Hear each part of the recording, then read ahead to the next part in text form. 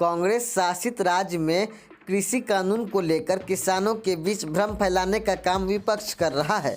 इन लोगों के सह पर लोग एनएच और रेल मार्ग पर बैठकर परेशान करने का काम किया जा रहा है।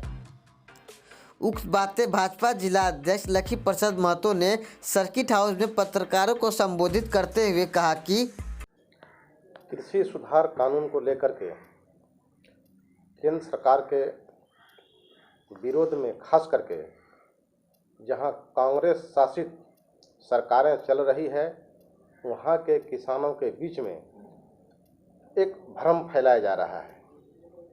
और हम सभी लोग देख रहे हैं कि लगातार ये लोग राष्ट्रीय राजमार्ग और रेल मार्ग के ट्रैक पर आकर के खड़े हो जाते हैं, बैठ जाते हैं और जाम कर रहे हैं। लोगों को काफ़ी परेशानी हो रही है, जबकि लगातार केंद्र सरकार हमारे देश के किसान कैसे आत्मनिर्भर बने, इसके बारे में लगातार काम कर रही है। सरकार प्रयत्नशील है, सरकार गंभीर है, चिंतित है। उन लोगों की कुछ मांगे थी, छठे दौर की हुई, जैसा कि जानकारी मिली है, अब तक की बातचीत हो चुकी है।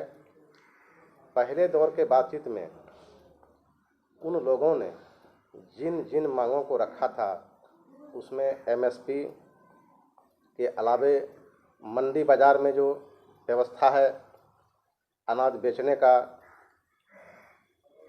6 मांग मान भी लिया गया और एमएसपी समाप्त करने की सरकार की कभी कोई मंशा नहीं रही है। लगातार प्रत्येक वर्ष एमएसपी दर में बढ़ोतरी केंद्र सरकार कर रही है। अगर केंद्र सरकार के मन में अगर इस तरह की मंशा रहती कि एमएसपी समाप्त करने की मंशा अगर रहती, तो वो लगातार प्रतिवर्ष एमएसपी दर बढ़ाने का काम नहीं करती और केंद्र सरकार पर मिथ्या आरोप लगा रही है। और हम एक कॉपी है कृषि सुधार कानून पर कि क्या मिथक और क्या सच, ये सभी प्रति आप लोगों को हम अभी देने वाले भी हैं। हरियाणा में 19-20 के लिए एक जो आरबीआई का जो आंकड़ा बता रहा है, 18 लाख टन अनाज उत्पादन होता है। राजस्थान में 23 लाख टन होता है, पंजाब में 30 लाख टन होता है, मध्य प्रदेश में 33 लाख टन होता है, उत्तर प्रदेश में 55 लाख टन होता है। लेकिन मध्य प्रदेश के किसान आंदोलन नहीं कर रहे हैं, उत्तर प्रदेश के किसान आंदोलन नहीं कर रहे हैं।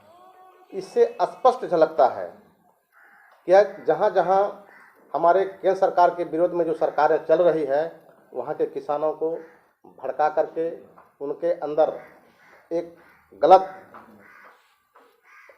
दिमाग में डाल करके उनको लाया जाता है। और हम देख रहे हैं कि सड़क पर जो जाम करने के लिए लोग आए, ये टुकड़े टुकड़े गैंग के छात्र नेताओं की रिहाई की मांग करते हैं। खालिस्तान समर्थक लोगों का तस्वीर लगा रहता है और बुद्धिजीवी कुछ ऐसे लोगों के नाम के बारे में इस किसान आंदोलन के आड़ में ऐसे लोगों को रिहाई करने का भी मांग करते हैं। इससे साफ झलकता है ये केंद्र सरकार के विरोध में जितने भी राजनीतिक दल हैं, इन लोगों का किसानों के प्रति कहीं कोई हित नहीं है, किसान के बारे में कहीं कोई चिंता नहीं है। इन लोगों को चिंता अगर है तो अपने बारे में चिंता है, देश के किसानों के बारे में इन लोगों की कहीं कोई चिंता नहीं है। अगर चिंता रहती तो किसानों के बारे में बात करती। लेकिन ये जो राष्ट्र विरोधी ताकत और सोच, इस तरह का मानसिकता रखने वाले ऐसे तत्वों को जो है कि ये लोग बढ़ावा देने का काम कर रही है, उनको रिहाई करने की मांग कर रही है। इससे स्पष्ट झलकता है कि जहाँ जहाँ विरोधी दल की सरकार है, खास करके हमारे जो मुख्य विपक्षी पार्टी है कांग्रेस, ये इनके सोच का और इनके जो विचारधारा है, ये सब राष्ट्र विरोधी ताकतों को मजबूत करने में लगी हुई है। लेकिन इनके मनसा को हम लोग कामयाब नहीं होने देंगे। पूरे देश के लोग जितने भी राष्ट्रवादी विचारधारा के दल के लोग हैं हम लोगों के साथ हैं, और किसान देश के जो सही सचमुच में जो किसान हैं वो लोग इस आंदोलन का विरोध भी कर रहे हैं, और हम लोगों के साथ सरकार के साथ किसान खड़ा भी है। प्रत्येक विधानसभा में किसान सम्मेलन का आयोजन हम लोग कर रहे हैं। कल प्राणपुर विधानसभा क्षेत्र अंतर्गत अरिहाना एक स्थान जगह है, वहाँ पर भी हम लोग किसान को आमंत्रित किए थे। आज हमारे बीच में प्राणपुर की लोकप्रिय विधायक निशा जी यहाँ पर उपस्थित हैं, वो भी थे। हमारे भारतीय जनता पार्टी के जिला के महामंत्री वीरेंद्र यादव जी हैं, वो भी कल उस कार्यक्रम में थे। और भारतीय जनता पार्टी के जिला के उपाध्यक्ष बबन झा जी वो भी कल थे। और आज के इस कार्यक्रम में राजकुमार राय जी जो पार्टी के जिला के उपाध्यक्ष हैं वह भी हैं, शोभा जायसवाल जी हैं उपाध्यक्ष। और कल कोढ़ा में भी एक कार्यक्रम हुआ था, यही किसान सम्मेलन। और महिला मोर्चा की अध्यक्ष यहाँ पर सीमा झा जी भी उपस्थित हैं।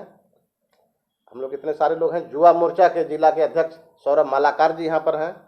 अरुण सिन्हा जी हमारे बड़े भाई हैं, पार्टी के वरिष्ठ नेता हैं, ये भी आज यहाँ पर हैं। और हम लोग लगातार आज कदवा विधानसभा में इसके बाद हम लोग किसान सम्मेलन करने जा रहे हैं और धन्यवाद सम्मेलन। और फिर कल बरारी है। फिर 19 तारीख को एक केंद्रीयकृत पूरे जिले के स्तर पर एक कार्यक्रम संभावित है, राजेंद्र स्टेडियम में करने जा रहे हैं, जिसमें हमारे बिहार के लोकप्रिय उप मुख्यमंत्री माननीय तारकिशोर प्रसाद जी भी उसमें रहने वाले हैं। कब है? 19 तारीख को जी। ये संभावित है। ये संभावित है।